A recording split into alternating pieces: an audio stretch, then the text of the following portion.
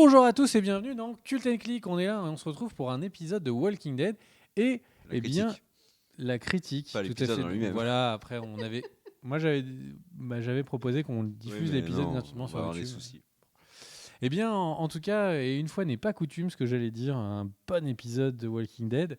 J'étais extrêmement triste et déçu et choqué. Hashtag triste et choqué du dernier épisode qui n'avait presque aucun intérêt.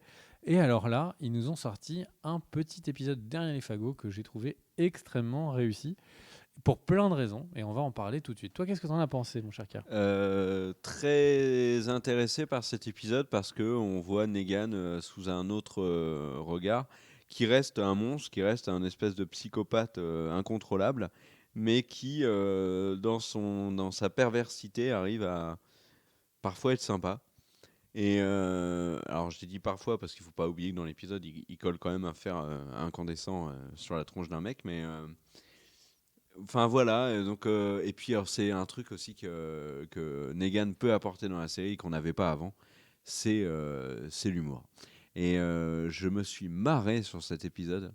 Mais j'avais rarement autant, enfin je peux même le dire, je n'avais jamais autant rigolé devant un épisode de The Walking Dead sur une scène très précise dont je reviendrai plus tard. Donc globalement un bon épisode. Juste un petit mot parce que j'étais pas là la semaine dernière sur l'épisode sur Tara. Moi je pense que, alors vous avez dit que c'était un épisode sans grand intérêt. Moi, je pense que c'est un épisode qui avait énormément d'intérêt parce qu'on a découvert une nouvelle communauté, on a découvert un endroit où il y avait plein de douilles. Yves est De toujours douille. de douilles, oui, parce qu'en fait, il cherche des douilles pour faire des balles. Et en fait, la jeune qui accompagne Tara, elle mitraille à n'en plus finir sur le pan. Et Tara, elle sait qu'il y a des douilles. Donc, quand Rosita va lui dire on a besoin de douilles, Tara elle va dire ah, alors je ne vous parle pas de la communauté, mais par contre, je sais où il y a des douilles, on pourrait les ramasser. Et il y a plein de trucs comme ça. Moi, j'ai trouvé que l'épisode était intéressant. Vraiment un peu chiant, je suis d'accord avec vous. Et je pense que c'est le problème de cette première moitié de saison, dont là, je me lance un peu dans l'avenir, et notamment la semaine prochaine avec la diffusion du dernier épisode. Je pense De la mi-saison. de la mi-saison. Je pense qu'on aura une mi-saison globalement très décevante, mais parce qu'on a eu un début qui commençait de manière tellement forte que ça ne pouvait que descendre. Euh, mais l'épisode sur Tara n'était pas catastrophique. Et là, alors pour le coup, celui-là, je l'ai vraiment bien apprécié. Et notamment, une des raisons, c'est qu'on a presque vu tous les personnages. Presque. C'est-à-dire qu'il manquait, bon, ok, il manquait 2 spots, la colline et le royaume. Mais qu'est-ce que ça fait du bien de ne pas faire un épisode sur un personnage. Ça, je trouve que vraiment Walking Dead commet des grosses erreurs à faire ça.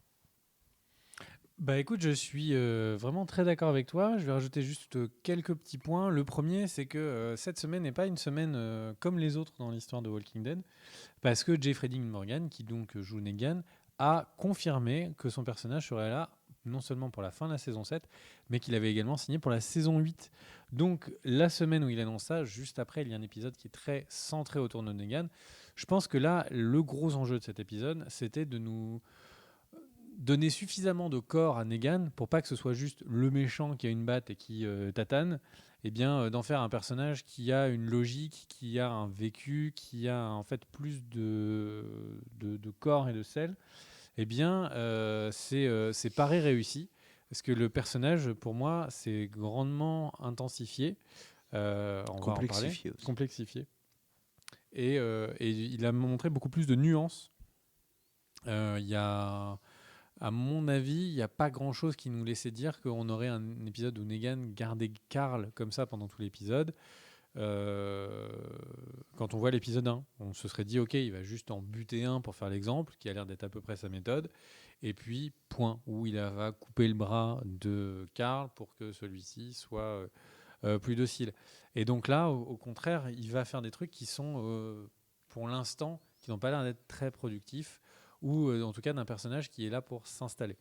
Je suis moyennement d'accord là-dessus. Je pense que la nuance de Negan, elle était là aussi dans le premier épisode. C'est juste que la situation faisait qu'on ne pouvait pas la voir. Il n'avait pas Mais de il n'y avait pas raison. du tout un personnage aussi travaillé. Non, non, mais en remettant les choses dans le contexte, c'est tout à fait normal que Negan, au final, n'était pas aussi nuancé. Mine de rien, il n'a pas coupé le bras de Karl. Il aurait très bien pu le faire. Et voilà, il l'a pas fait. Là, on le voit sous un autre angle. Mais la situation est très différente. Là, il est avec ses femmes, il est avec Karl. Il n'a pas de raison de tuer Karl, à proprement parler. C'est un gamin et s'il bute Karl, ça peut créer un mouvement de révolte de la part de Rick, qui est complètement contre-productif pour Negan. Et puis s'il arrive, comme il le dit d'ailleurs dans l'épisode, s'il arrive à retourner Karl et en faire finalement un peu son lieutenant, il a tout gagné en fait. C'est-à-dire qu'il a aux côtés de lui le fils de Rick qui pourra rien faire si Karl est avec Negan.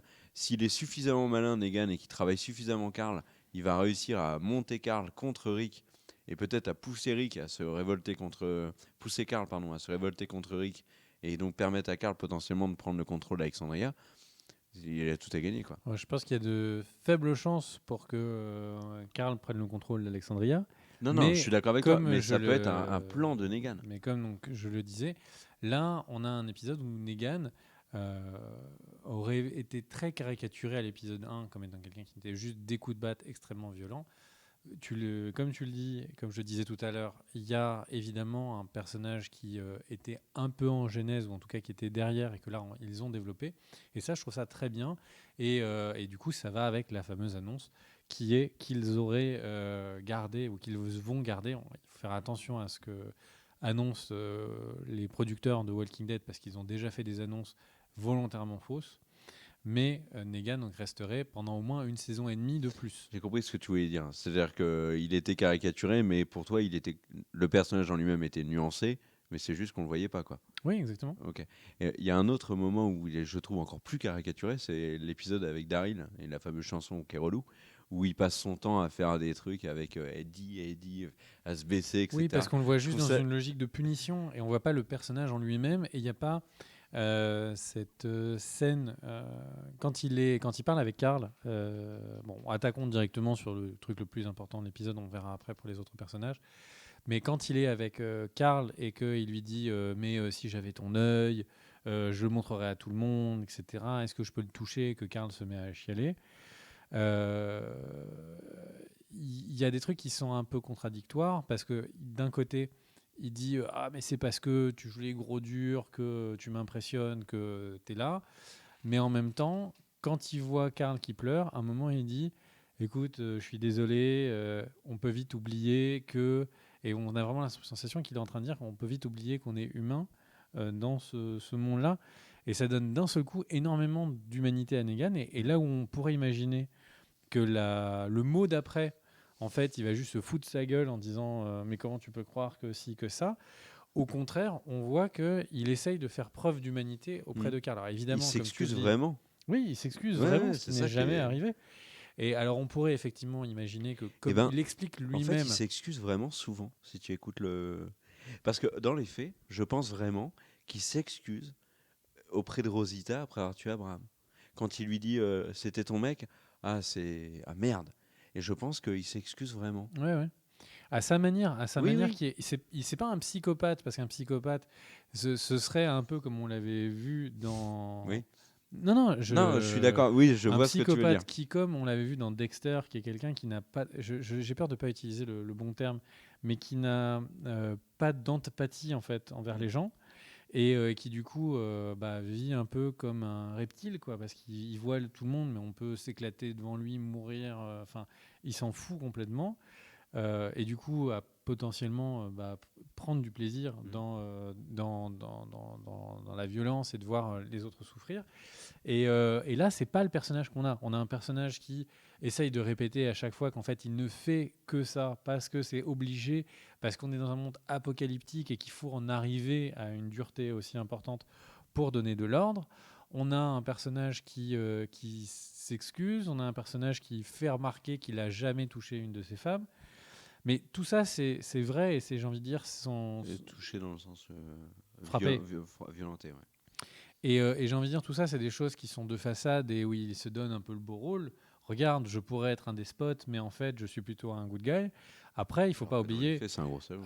Voilà, alors que dans les faits, il ne faut pas oublier qu'il a un harem de filles qui sont clairement il en prostituées. Joue énormément. Tu sais, tous ces espèces de réflexions qu'il fait à Dwight. C'est quand il l'embrasse, la femme de Dwight devant lui, puis qu'il se retourne vers Dwight, il fait. C'est Ouais, non, vraiment, il a un harem, il fait exprès de rabaisser volontairement, par exemple, Dwight, et il n'y a aucune Fat raison. Joe aussi. Fat Joe, enfin, globalement, et à chaque fois, il dit, ouais, mais je suis juste en train de breaking balls, c'est juste des blagues de gars durs, etc. Alors que clairement, il est juste là pour rappeler que c'est lui le calife, que les autres sont au pied, Il maintient une c'est- peur constante. mais vraiment constante. À n'importe quel moment, on a l'impression que voilà, ça batte, il la garde, il peut donner un coup à tout le monde. Mais il s'en débarrasse aussi. C'est ça qui est ouf. Bah, Très souvent. il est tellement en confiance qu'il donne Oui, la batte aux gens exactement. Ouais. pour montrer à quel point ils sont. Il est au-dessus de tout.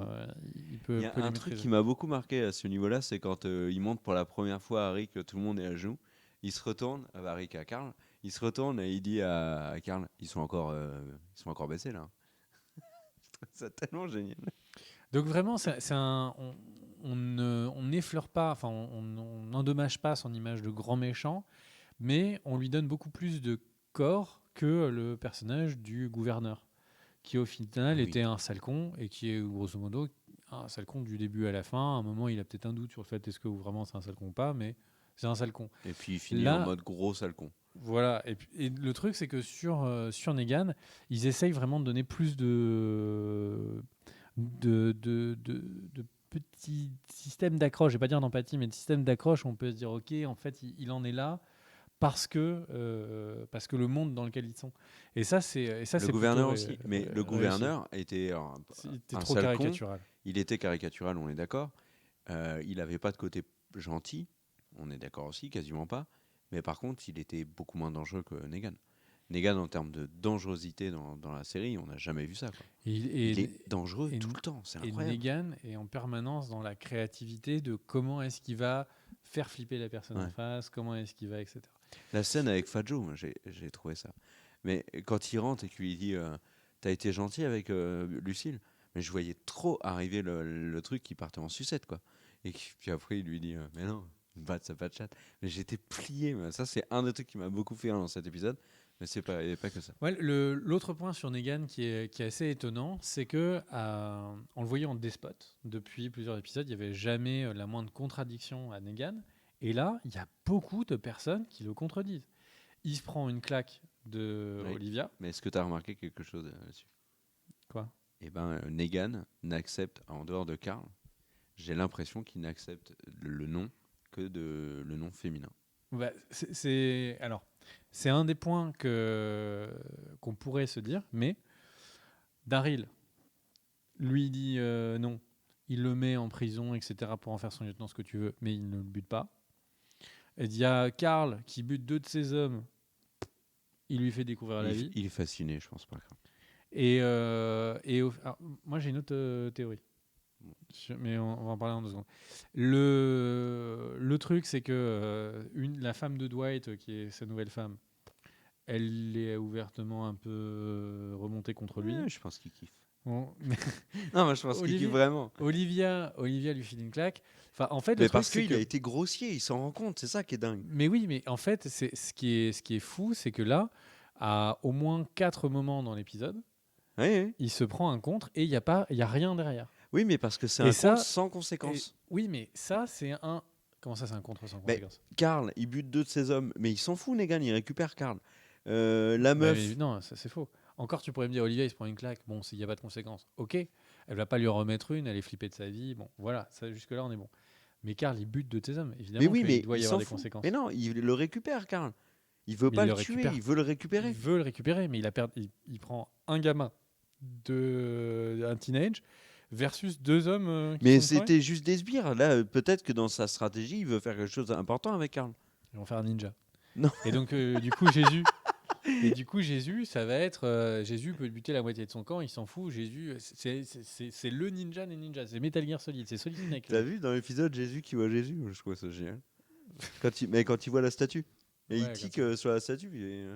C'est Jésus qui voit Jésus. Enfin, donc, tu vois, si on suit ta logique, alors du coup, Jésus, il peut perdre tout le sanctuaire. Enfin bref, donc Negan, qui est vraiment un personnage qui est assez intéressant. Alors, tu parlais effectivement, les femmes, il y a clairement un rapport aux femmes qui est assez intéressant. Et puis, alors, je Je veux veux. rajouter un truc sur les femmes. Vas-y. Il tue jamais de mec. Pardon. Il tue jamais de femme. Pour l'instant, on l'a jamais vu tuer, mais Non, mais je n'assurerai pas que. il aurait très bien pu. Enfin, je sais pas. C'est quand même Abraham et et Glenn qui tuent quoi. Hmm. Là, il accepte que Olivia. Je suis sûr qu'Olivia, il lui aurait jamais rien fait, même s'il ne retrouvait pas l'arme. Et si tu remarques, il y a énormément d'hommes au sanctuaire. Il y a presque que ça. Bah, parce que les femmes, elles sont avec lui. Mais il y en a 4. Le sanctuaire, on voit une cinquantaine de mecs. Oui, mais je pense que les femmes, on les a pas vues. T'as vu la taille de l'usine? Mais il y a plein de femmes dans la fosse. La fosse où il arrive et qui lui dit vous aurez un point. Tu sais, quand Justement, j'ai regardé, bon, rapidement, mais j'ai regardé, il y a quasiment que des mecs. Dans tu les repères pas assez bien. Moi, je peux t'assurer qu'à gauche, il y en avait déjà au moins 3. Bon, Dans le fond, hein. Et alors, l'autre truc Derrière que la je voulais machine. dire, et l'épisode se termine sur ça, mais regarde à quel point il joue le père. Alors ça, par contre, bon, c'est le centre de l'épisode suivant, hein. Le fait que, mais alors, moi j'ai trouvé ça tellement génial aussi. C'est un côté de Negan qui m'a beaucoup plu dans l'épisode. C'est quand il arrive à Alexandria, qu'il enlève ses pompes pour profiter de la moquette. Où j'ai trouvé ça ouf. Et la réaction avec la petite, putain, moi j'ai peur qu'il tue Judith, mais bon. Enfin. Non, j'y crois pas. Moi non Il est plus, j'y vraiment. crois pas. J'ai l'impression qu'il est. En fait, dans son discours de fou, mégalomane, violent, ces hommes, il les appelle les sauveurs. L'endroit où ils sont, c'est le sanctuaire. Il est en mission pour tuer les zombies. Pour commencer Mais il les tue pas. Bah, il les dévie. On voit qu'il Ouais. En fait, le truc, c'est qu'il est là, lui, son discours, c'est on va ramener la civilisation. S'il ramène la civilisation, il faut que les femmes, elles restent intouchées. Les enfants, c'est sacré. Et globalement, en fait, il est sur ça. Pour l'instant, on ne l'a jamais vu trahir, tu vois, ce genre de comportement. Et on a vraiment l'impression qu'il voit dans Alexandria, là où son sanctuaire, c'est le bastion de la guerre, on a l'impression qu'il voit en Alexandria, tu vois, l'endroit où les familles, tu vois, peuvent renaître. Et c'est vraiment un personnage qui est intéressant. C'est un peu, tu vois, quand il y avait eu le combat dans Walking Dead de la première saison avec, comment il s'appelait, Sean? Non, pas Sean. Le flic que je détestais. Oui, mais non, mais je le sais. Oh là là. Tu me déçois, C'est Car. pas mais oui, mais non, mais là je suis fatigué aussi. Tu me déçois, Car. Non, c'est pas Shaun. Allez, C'est. allez, Non, mais allez, même sa femme. Shane. Shane, putain. Putain, j'étais pas loin. Hein. Oh là là là là là, Donc, mais la fatigue, mais on devrait enregistrer donc ces avec- vidéos en début d'après-midi. Donc avec John Bertal. Et donc le truc, c'est que Je parle même plus devant mon micro, tu vois. Shane était vraiment dans un discours de dire non, mais ça y est, c'est l'apocalypse, les plus faibles doivent mourir, ou être, tu sais, ou être des esclaves. En fait, Negan, c'est Shane qui a survécu. C'est vraiment Shane qui a survécu, qui est devenu le boss. Et de la même manière que Shane était obsédé par le fait de reprendre la famille de Rick, tu vois, d'être le père, etc. J'ai vraiment l'impression qu'on est en train de voir ce que le personnage aurait pu devenir, tu vois, via Negan. Grande violence, l'envie de, tu vois, d'avoir une propre paternité, le fait d'être passé en mode con militarial, enfin sans attaquer les militaires, mais vraiment de passer vraiment dans une optique, on est dans la guerre, je suis T'aimes complètement pas les borné. militaires? Mais non. Il a dit, mais non, il n'aime pas les militaires. N'importe quoi. Et donc le truc, Il a c'est peur. Il a peur de votre réaction, les militaires. Bref. Donc, globalement, tu vois, vraiment d'être passé en mode c'est l'apocalypse, je suis extrêmement violent. Je sais pas à quel point tu vois le parallèle comme moi, mais moi, j'avais vraiment la sensation que la série nous disait voilà, si Shane avait survécu, il serait Negan. Ah non, Negan, il est quand même. Plus charismatique. Non, non, pas. c'est il Shane est qui a quand même survécu, plus taré. justement. Le problème de 7 Negan, ans. c'est qu'il était complètement taré, mais énormément de ses trucs les plus atroces. On comprend pourquoi il les fait, quoi. 7 ans d'univers zombique. Est-ce que je peux pense que parler tu de la t'as pas. scène qui m'a fait hurler de rire? Mais bien sûr, je pense que ça va pas du tout être gênant. Eh ben, c'est la scène avec Olivia. J'ai trouvé cette scène absolument hilarante. Déjà parce qu'on s'attend pas du tout à ce qu'Olivia lui rentre dedans. On s'attend pas. On s'attend pas du tout au fait qu'elle se mette à pleurer, vexée et blessée par la remarque. Déjà, la remarque de Negan, elle est tellement bourrin. Et puis elle le prend mal, elle est vexée. Tu dis, mais attends, il y a 2 épisodes, Negan voulait te tuer, tu flippais à mort, et là il te fait une remarque sur ton poids, t'es vexé, tu te retournes, tu pleures. Et là, donc déjà, moi j'en pouvais plus déjà à ce moment-là. Mais alors Negan derrière qui s'excuse comme un couillon. Ah merde, excuse-moi, déjà ça j'en pouvais plus. Puis derrière, j'ai trouvé ça super drôle. Tu Enfin, décroches. toute la scène, j'ai vraiment trouvé ça très très drôle. Et, euh, et j'avais pas vu une scène comme ça dans Walking Dead qui m'a fait autant rire. Mais vraiment, la scène, j'étais plié et je me disais, mais qu'est-ce qu'on est en train de voir? Qu'est-ce qui se passe, quoi? Et en fait, c'est l'énorme avantage de Negan, c'est qu'il est générateur de sensations dans Walking Dead qui sont enfin, c'est incroyable. Il va te. Moi, je suis sorti de l'épisode 1 en tremblant. Parce que pourtant on le savait qu'Abraham et Glenn allaient mourir, quoi. Il n'y avait pas de surprise, mais rien, la violence et tout, on n'était pas bien. On est marqué par ça, c'est-à-dire que quand il donne la batte à Karl, moi le premier truc que je me suis dit c'est oh, il tient la batte qui a servi à tuer Glenn. À chaque fois que je la vois la batte, je me dis elle a tué Glenn et Abraham, etc. Quand il met un coup là, tu sais, qui fait semblant de jouer au baseball à côté de lui, tu vois, enfin voilà, il y a ça. Après, il y a la folie de Negan en permanence. On sait jamais ce qu'il est capable de faire, à quel moment. Et puis en plus, maintenant, tu sais que tu peux te marrer avec Negan. Et ça, franchement, du coup, c'est le C'est un personnage qui est beau devenu psychopathe pour te marrer. indispensable, quoi. Indispensable L'indispensable à la Captain série. Click. Non, mais indispensable à la série. Franchement, cette scène avec Olivia, tu l'as déconstruit pour voir un petit peu les étapes de la vanne. À chaque étape, t'es plié en deux, quoi. Mais vraiment. Moi, j'étais pas plié en deux. L'insulte sur Olivia. Déjà, il la sort d'une telle violence. Tu dis, mais. Enfin, du coup, ça m'a fait marrer. La réaction d'Olivia, ça te fait marrer. Les excuses m'ont fait marrer. L'espèce d'allusion salace qui balance comme un gros goujat, ça m'a fait vraiment marrer. Et derrière, Olivia qui se retourne et qui lui balance une grosse tarte. J'ai trouvé ça super drôle du début à la fin, quoi. Bon. On... Vraiment. Et dites dans les commentaires s'il y a que moi qui me suis marré à ce moment-là. Ma copine aussi était pliée, hein. Bah, du coup, n'hésitez pas à mettre un pouce bleu si ça vous a fait marrer et un pouce bleu si ça vous a pas fait marrer. Donc, Comme ça nous permettra de voir qui a voté tout qui ça. a regardé les vidéos jusqu'à maintenant. Enfin bref, donc du coup, enchaînons maintenant sur les autres personnages. En rapide, hein. Ah, évidemment. Donc, on a Rick. Bon, ok. On savait qu'il allait dans une zone dangereuse. On termine l'épisode. Il va dans une zone dangereuse. Oui, il a Donc, énormément. C'est jusque-là, étonnant qu'il il s'est rien passé. il fasse tout ça avec Aaron. Non, c'était le. Aaron, c'était, tu sais, c'était l'éclaireur. Donc c'est normal qu'il parte avec l'éclaireur. Ah oui, c'est pas con. Oui, oui, oui. Ok, donc là. Mais et je trouve ça bien parce que Aaron n'était pas du tout développé. Et... D'ailleurs, c'est marrant parce qu'une fois dans la série, dans une des vidéos, j'ai dit qu'Aaron n'existait pas. C'est parce qu'il était tellement invisible qu'il n'existait pas dans la série. Et on s'est mangé une tonne de commentaires, t'as pas idée, de gens qui disent ah si, Aaron existe, hein, il est là dans tel épisode, c'est tel acteur qui le joue et tout. Donc j'ai trouvé ça assez cocasse. On enquille. Du coup, ce qu'on voit, globalement, le thème C'est régulier, c'est un. Rosita. Non, ce que j'allais dire, ce thème régulier, quand même, c'est La mort. révolte ou collaboration. Oui. C'est Oui. ce qu'on voit, c'est que Michonne, elle est en train de, elle veut aller au sanctuaire pour faire quoi? Elle a son sabre. Michonné, probablement. Non mais sans déconner, c'est qu'il y a un vrai risque pour que les hommes de Negan veuillent la violer, etc. Enfin, tu vois, qu'elle se fasse vraiment piéger.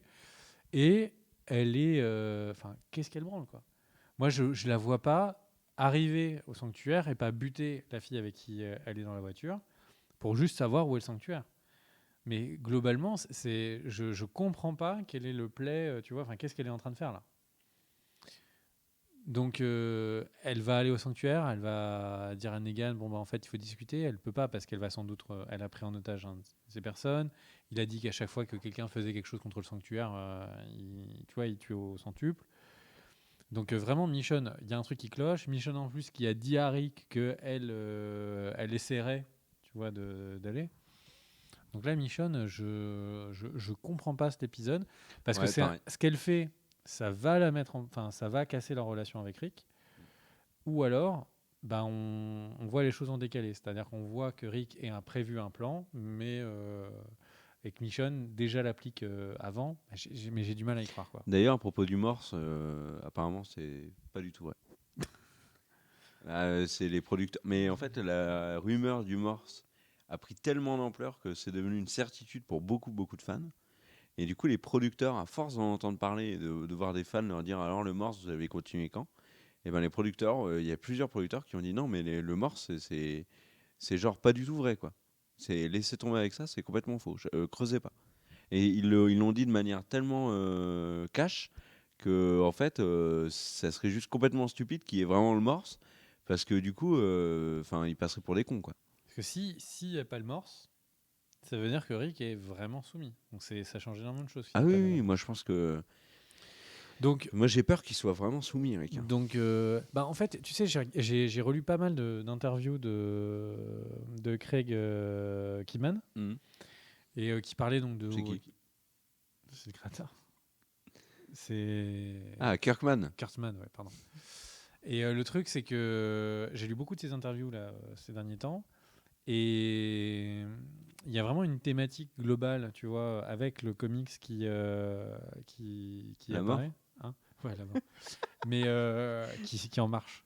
Et le truc, c'est que non, c'est que globalement, en fait, on suit l'histoire de Rick. Ouais. Que quand la série, il veut prendre beaucoup d'années parce qu'il veut suivre vraiment Rick. Donc on va vraiment, enfin c'est à peu près clair qu'on va le suivre, que la mort de Rick sera la fin de la série. Et du coup, quand on comprend un peu, tu vois, qu'est-ce qui te fait marrer? C'est un spoil? Non, on n'en a aucune idée. Oui, non, je pense à autre chose. Et donc en fait le truc c'est que ils ont vraiment insisté sur le fait que du coup une vie d'homme, tu vois, c'est suivie dans une série, dans une série de comics à la base, bah du coup il y allait avoir beaucoup d'étapes, des étapes où c'est le héros, des étapes où c'est le, tu vois, où c'est le larbin, et vraiment tu vois de voir les hauts et les bas de Rick. Et là j'ai vraiment la sensation qu'on est en train de vivre le bas, on est en train de vivre le moment où il est soumis et on l'a vu. Qu'est-ce qui te fait marrer?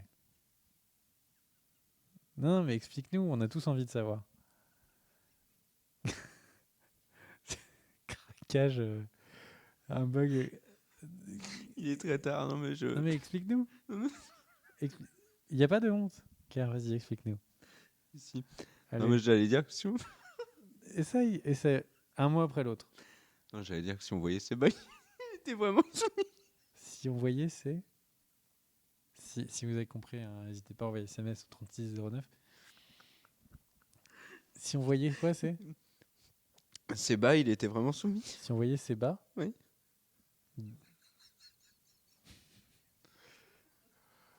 Voilà. Voilà quoi, on travaille. Putain, heureusement que la vidéo est pas monétisée. Bon, donc. Non mais il est très tard, hein, ouais. Bon, ok, Allez, on s'en fout, on fera ça dans une prochaine vidéo. Donc tout ça pour dire que voilà, on voit les hauts et les bas, et que effectivement là, on est en train de voir le bas. Je, je savais. Bref, ok, on enchaîne. Le dernier qu'on a vu, donc bon, Rosita, on s'en fout, on avait déjà tout prédit. Donc on peut faire ça vite. On savait qu'elle allait chercher les balles, on savait que Eugène allait l'aider, on savait que Eugène ne serait pas content de l'aider, mais qu'il allait l'aider. Qu'ils font Elle tout a ça été pour vraiment Abraham. dure avec lui. Hein. Ouais. Je l'ai trouvé complètement injuste. Et derrière, dire non mais je m'excuse, blablabla. Mais je l'ai vraiment trouvé dur. Non, la relation est énorme. Mais les deux ont toujours été comme ça ensemble. Ouais, mais vraiment très dur, je trouve, parce qu'il s'est quand même racheté, Eugène. Si tu veux. Et un autre truc qu'elle a oublié, je me demande, est-ce que Abraham était déjà avec Rosita avant de rencontrer Eugène? Oui. Ok, donc mon argument ne tient pas la route. Et alors, on enquille le dernier personnage, donc c'est Spencer. Ouais. Alors, Spencer, qui tombe par hasard dans la forêt sur un petit texte latin. Alors, celle-là, je l'ai quand même. C'était tellement énorme que je me suis dit, c'est pas possible. En plus, ils arrêtent la voiture par hasard. Ils commencent à courir comme s'ils savaient déjà où ils étaient. Enfin, vraiment, Spencer, il y a un. Mais c'est pas l'arc de Daryl? Daryl, c'est une arbalète. Hein, et là, déjà. c'est un arc? Ouais. Ouais. Voilà, merci. Et par contre, comme il n'a pas l'air de l'avoir ramené, ça veut dire qu'il a un arc qu'il a planqué. Si, il l'a ramené, je pense. On le voit pas, enfin en tout cas je l'ai pas vu. Ouais, On on n'a voit pas vu que toute la voiture. on voit que les conserves. Ouais, il y a tellement de débats autour des armes que ça me paraît très bizarre. Ouais. Enfin bref, et donc du coup, Spencer, bah, qu'est-ce qu'il y a? C'est les bas, il est dur. C'est foutu. C'est foutu. Alors Spencer, du coup, moi je sais pas quoi en penser. Je pense que Karl, du coup, n'est plus en mesure de vous parler.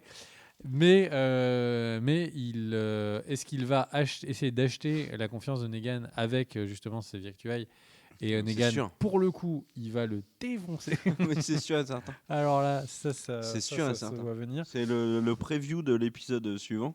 Te fait complètement comprendre ça, quoi. Enfin bref. Donc, puisqu'on parle du preview de l'épisode suivant, on se retrouve la semaine prochaine. Je suis désolé, Demain. on va nous le oui, demain pour une nouvelle vidéo évidemment. Mais on va vous le réparer. Hein. Il sera tout propre, tout beau pour la prochaine vidéo. À très vite. Un pouce bleu, ça aide Kerr à financer Mais ses c'est bien. médicaments. Non, mais alors, On arrête se- un peu de dire ça. Et ça fait du bien aussi de rire, tout simplement. Et on n'a pas Mais besoin oui, c'est sûr. d'alcool, de drogue, de médicaments, de quoi que ce soit. Regarde, je prends rien et je me marre, vraiment. Ah, Et ça fait du si on bien est de dans le rire. foutage de gueule, alors là, c'est possible pour tout. On se retrouve pour une prochaine vidéo demain. Des bisous. C'est Ciao. n'importe quoi.